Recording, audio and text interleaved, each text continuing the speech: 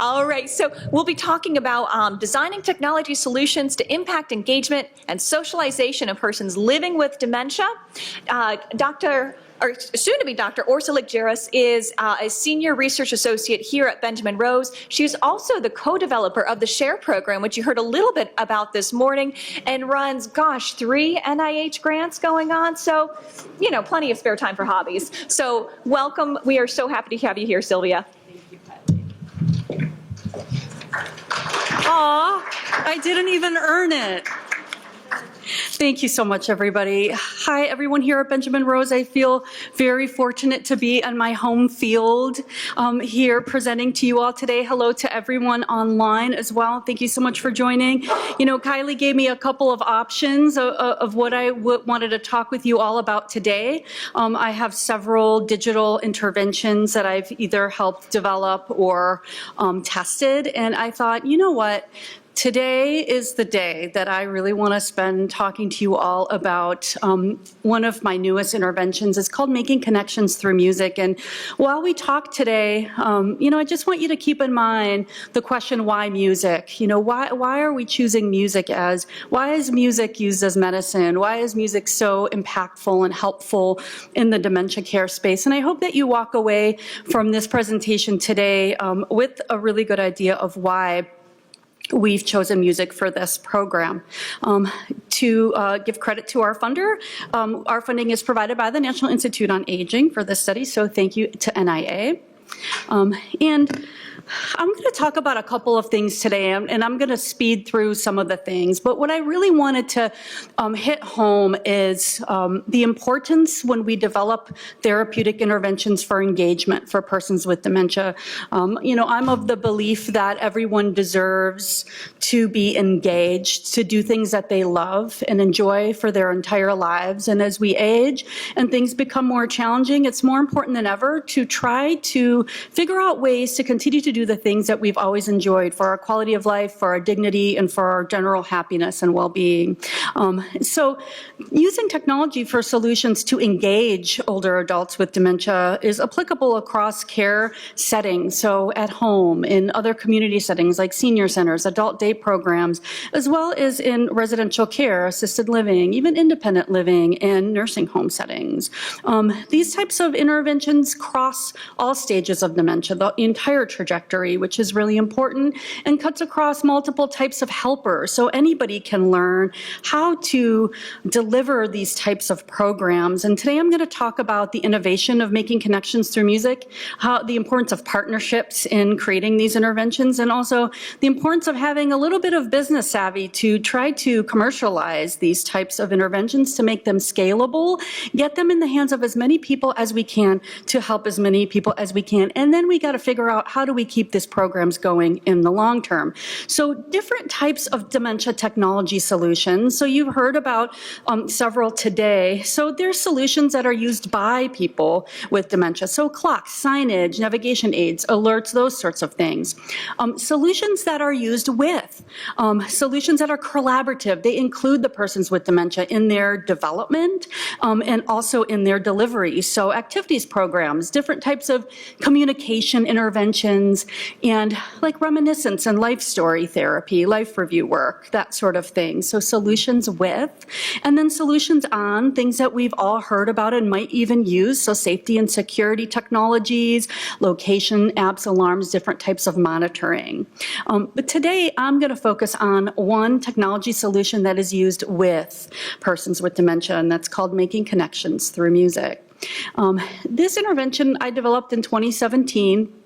And I'm going to give a little bit of an idea of how that idea came about and talk about the journey of where we are today. So this is just a quick snapshot of our timeline, and I'm going to kind of walk you through the lifespan of this intervention. But before I start, I just want to tell you a little bit about what Making Connections Through Music is. So it's a group music intervention, so designed to use in group settings. And the unique part of this intervention is that it is delivered by older adult volunteers, okay? So that is a big cornerstone of what this is and the real focus of our technology development. It's designed to bring people with dementia together in a group setting to increase socialization opportunities, to increase engagement, successful participation in meaningful activities, utilizing music as a reminiscence tool, which we know is effective and one of the best non-pharmacological treatments we have to date. It's finding ways for the person with dementia to continue to feel useful, engaged in their lives, and connecting with other people, and really being able to share not only the joys, but also the challenges that we all go through in life, and be able to do that successfully and as long as possible. And so encouraging motor engagement also in the form of singing, clapping, dancing, using instruments, and keeping motor skills going, and keeping people as independent as long as we can. So how did this intervention come about? Well, around 2015, we at Benjamin Rose were asked by the Ohio Department of Aging to do a community research study looking at the music and memory intervention. Is everyone familiar with that? Music and memory. I know we have some people, that have worked on that. So it's personalized, individualized music that older adults would listen to. Some of you may have seen the movie Alive Inside. And, that is a good example of using music as a tool. And what we did was we said, okay, we know we all love music, right? We're all connected to music, and, putting the headphones on and listening to music on your own is a really enjoyable, relaxing, very helpful activity, but it isn't necessarily connecting yourself with someone else, right? So we thought, you know what?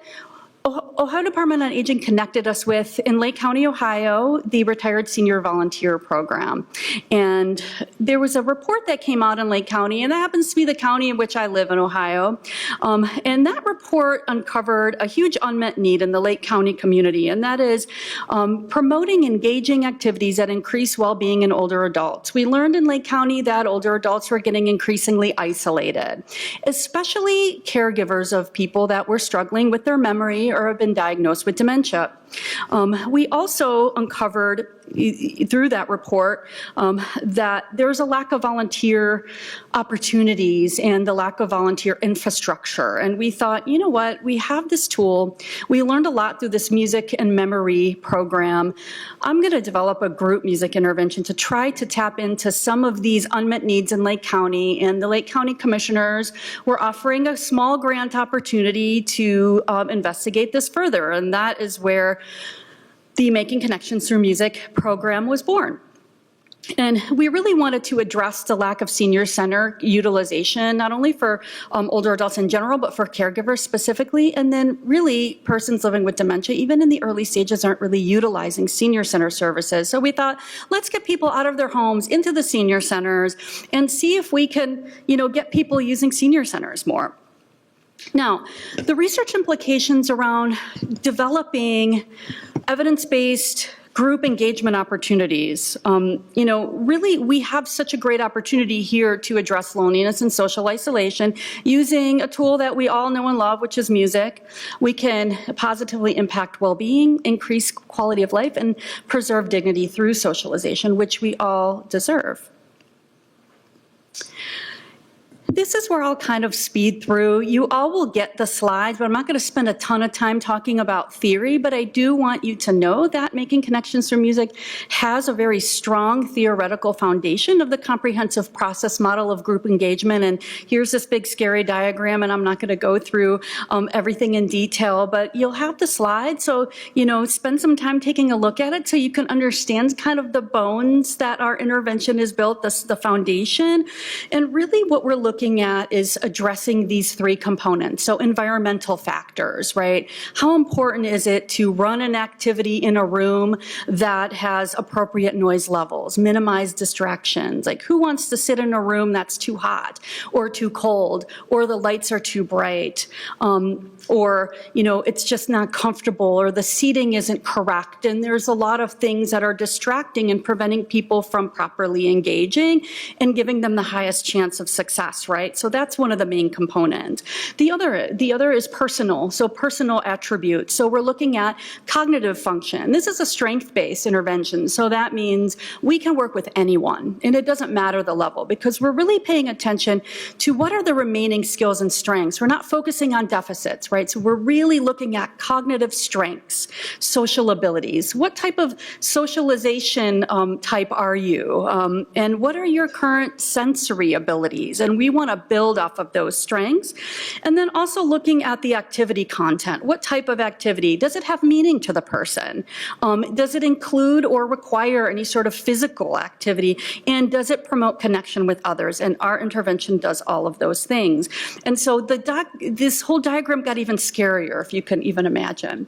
And I'm going to use it as a guide when I go through all the different components so you can see how the technology was born out of all of this. So it's really quite exciting. Anyway, I find it exciting. So I hope that you do too. So I've labeled these attributes 1 through 4, and 4 are the outcomes, and I'll talk a little bit about that. And I don't want to get too researchy, but it's here if you want it, and taking a look at it later. But really, what we're trying to say is all of these attributes can equal increased levels of engagement. Okay, so are people using the materials? Are they singing along?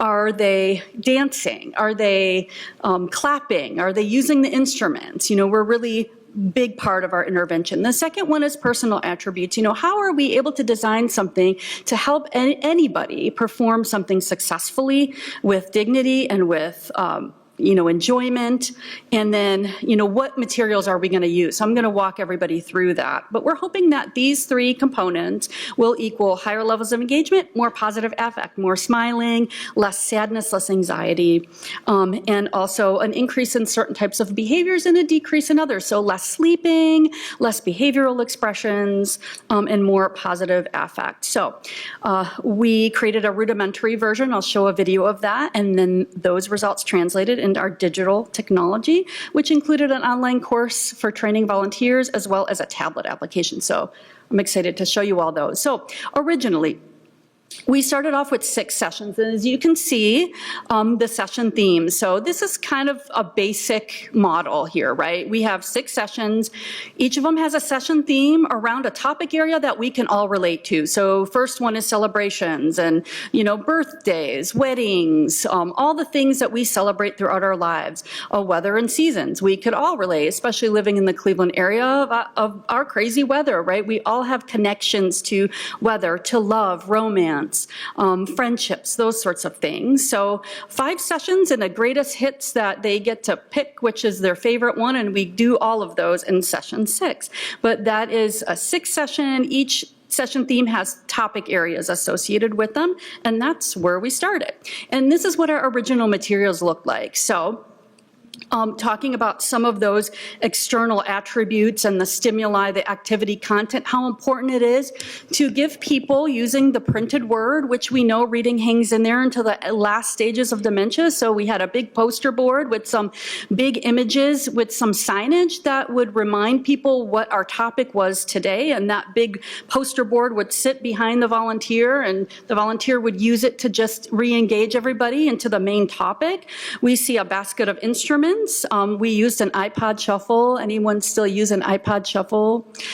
Yeah, so that just tells you where we started. Those are quite complicated to use, and I know Apple considers them a vintage product right now. That's how, so, we had to find something else. On the bottom row of the pictures, you see our original group of volunteers, and we trained them in person for 2 days with a binder with everything that they need to know to engage persons with dementia and how to run this activity.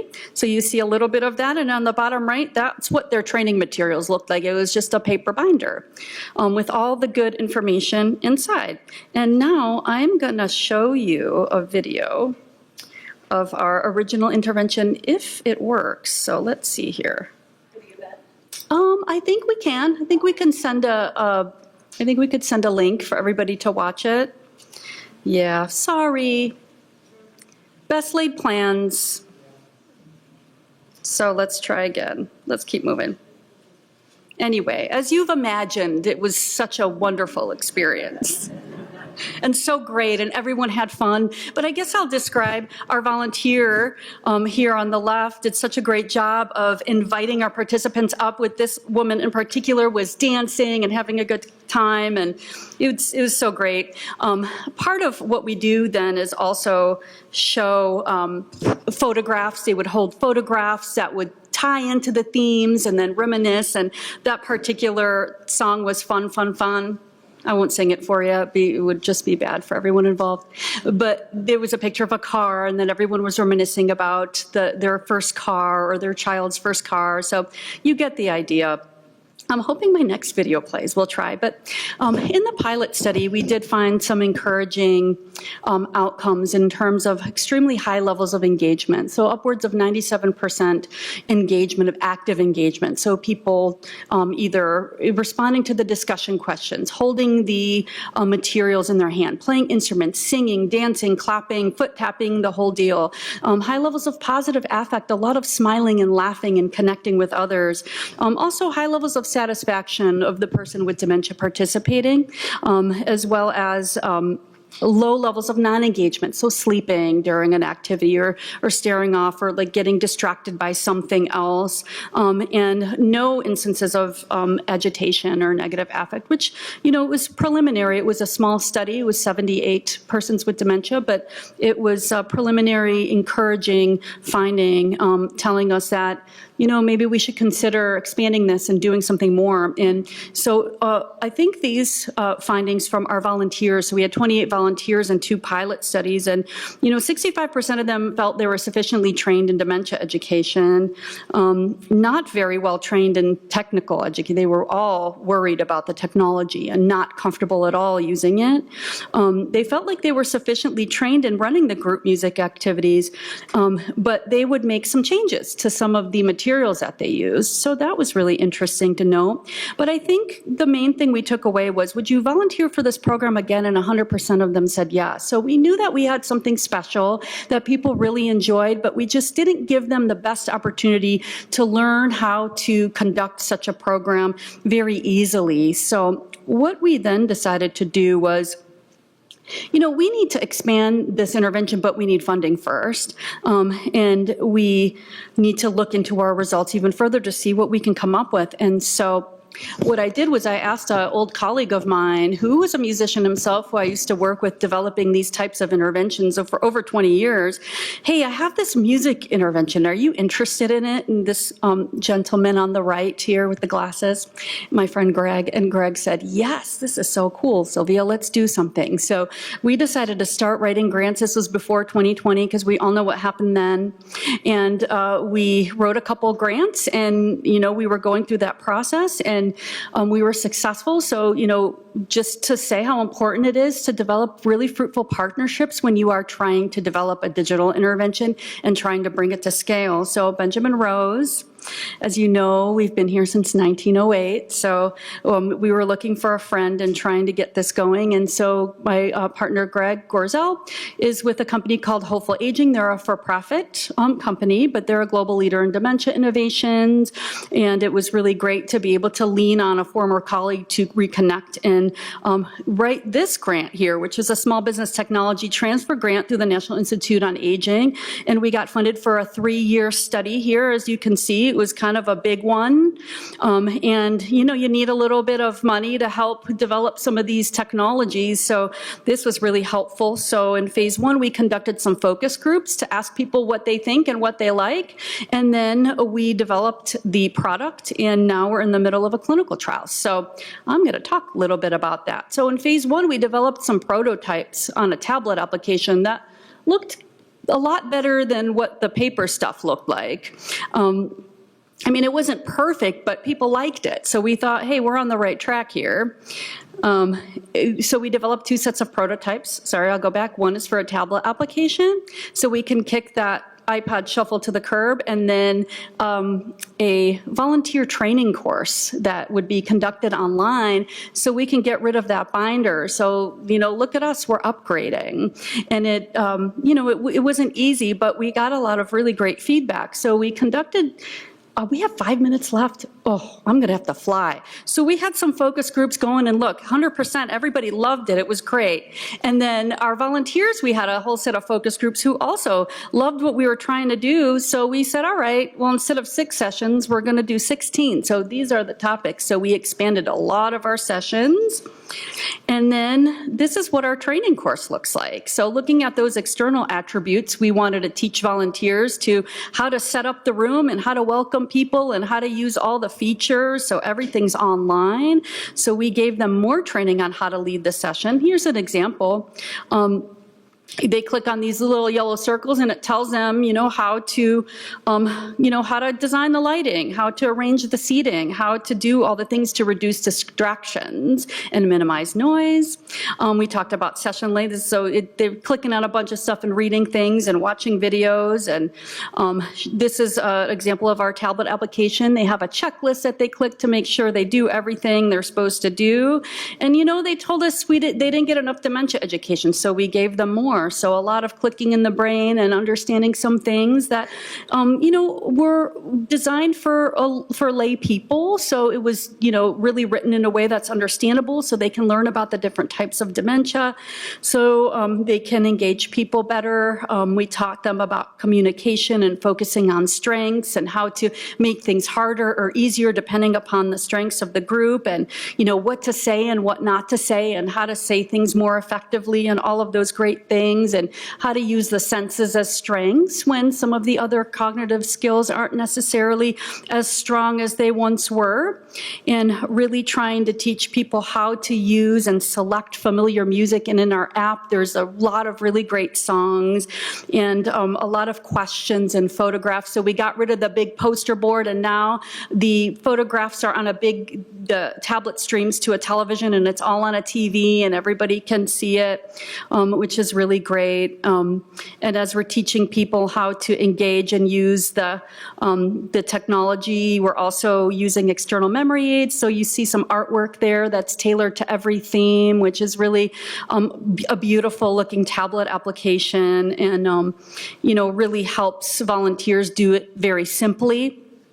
And our music plays on either a record player or a jukebox. You see the visuals are tailored and tied to the themes. So it's a really beautiful application. And I'm going to play this. I know I don't have much time, but I'm going to sing. Everybody sing! I need some peanuts and Cracker Jack. I don't care if I ever get back. For the whole team, they don't win, it's a shame. For it's 1, 2, 3, stretch you out at the old ball game.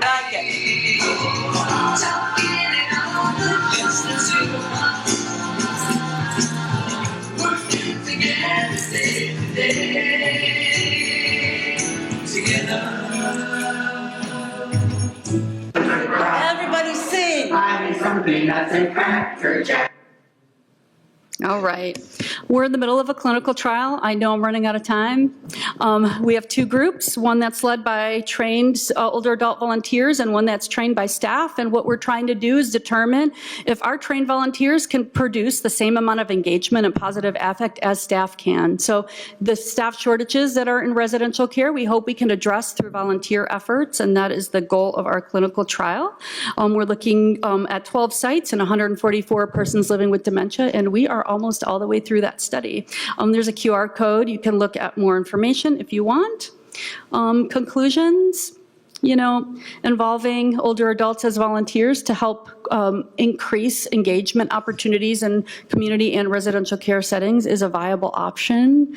We really look forward to being a solution in the marketplace for residential care communities that are interested in increasing their activity selections.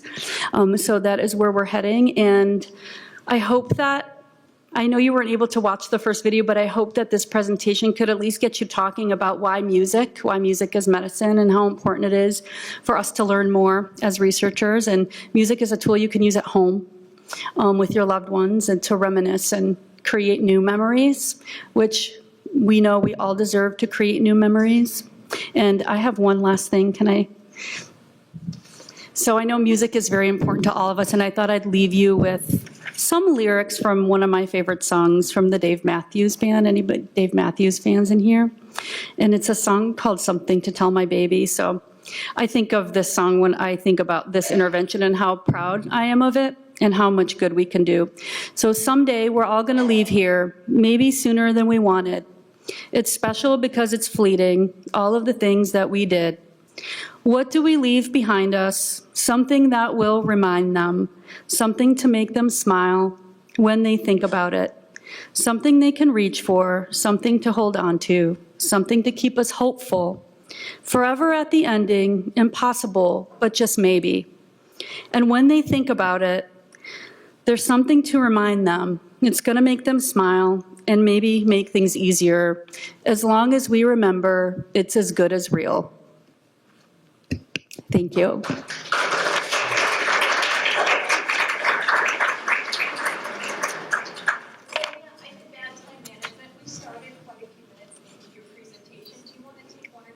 Yeah, I would love to. Yes. I say my question? Yes. No. Oh, good. I'm getting a phobia against microphones. So I'm embarrassed. This is amazing work. When we developed Alive Inside, that film, I mean, that one took off and then kind of died. And that was inspired by Oliver Sacks, in part because he wrote a book called Musicophilia, which I would recommend to people. And also, Cleveland's really been on the forefront of this for a long time, because Naomi Feil, who developed validation therapy at Menora Park, went viral when she sang hymns to Gladys Wilson, who was mute with her dementia until Naomi started singing. Here's my question, though. You said, something about drugs, that these things are more effective than drugs. You made reference to drugs. These things are more powerful, in my opinion, but they're also a whole lot harder to evaluate. And I guess my question to you is, how do you see the evolution of this? Because, yeah, evidence is really important, but also so is the culture around cognitive challenges and dementia. So do you see us shifting our views in any way?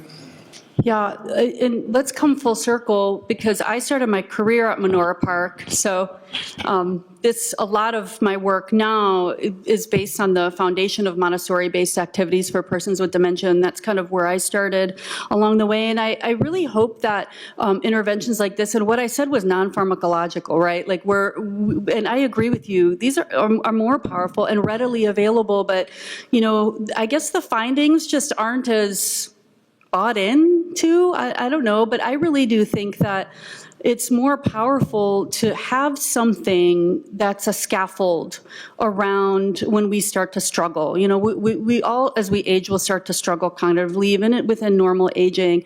What is not acceptable about building supports and strengths around our brains and allowing us to do things that we're always able to do, maybe not the same way, but still in ways that make us feel good and make us happy. And I think when we start to take these types of studies and they're large enough, I think the biggest problem with the research is that the samples aren't large enough, right? And we're not hitting grand slams with our findings. But I think that NIH is starting to really focus on music as medicine, and I guess if you're a researcher, like start doing work in this area so we can really start getting more opportunities to make programs like this more mainstream. This should be a treatment that everybody gets. I think there's a lot of the work we do here at Benjamin Rose. We have a lot of really great evidence-based interventions that, share, namely you heard about it, should be the first-line treatment post-diagnosis of dementia, and I believe that 1,000%. That's why I wake up every day. So I feel like if we can start really changing the culture around what findings are most important, we can start actually moving things into usual care. I hope I answered your question, and I'd love to talk to you more. And if anybody else wants to do a new movie, I'm there for it. Would love to make another movie about music. So, anything else? I know we're out of time. I would love to talk to you all again. I'll hang around out there a little bit, but I do live here at Benjamin Rose, so if you ever need me for anything or would like to just talk about programs and activities, I'd love to. Thank you, everyone. Enjoy the rest of your day, and welcome to Benjamin Rose.